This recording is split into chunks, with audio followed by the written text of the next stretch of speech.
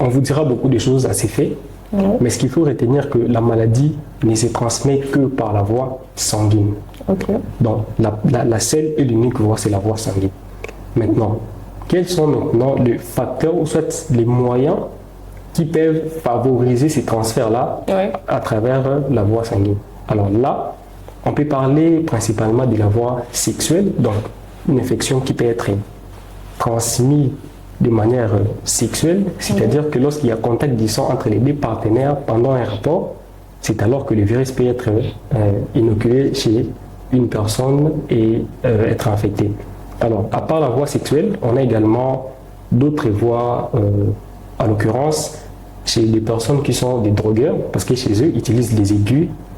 Alors, et l'usage abusif de ces aiguilles, c'est-à-dire une personne qui est infectée, qui utilise ces drogues-là et qui va prendre la même seringue, donner à une autre personne, et tu vois qu'il y a contact des sangs de ces personnes-là.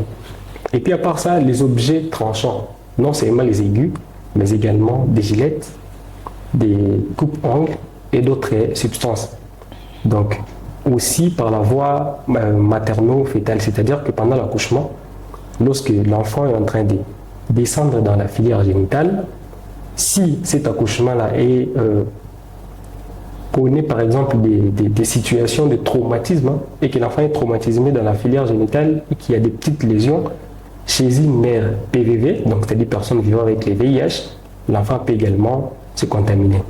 Certes, à la cité, on parle plus de contamination par la salive et d'autres matériels biologiques, mais en réalité, c'est vrai que le virus peut s'y retrouver, c'est-à-dire dans la salive et partout, mais la contamination peut être expressive que dans la voie sanguine.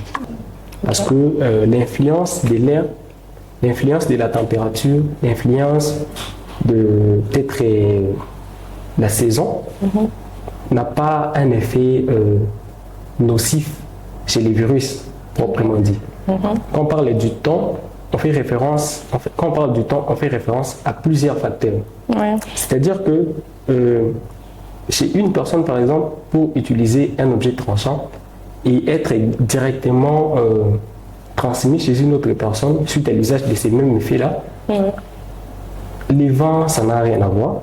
Les temps, c'est peut-être par rapport, c'est un germe, un virus, c'est-à-dire pour son survie, le virus a besoin de beaucoup de choses pour survivre. Déjà, lorsqu'il est extrait, soit lorsqu'il est en expansion dans une structure quelconque, où déjà les matériels qui peuvent faciliter déjà son survie posent problème, c'est alors que le virus peut déjà mourir.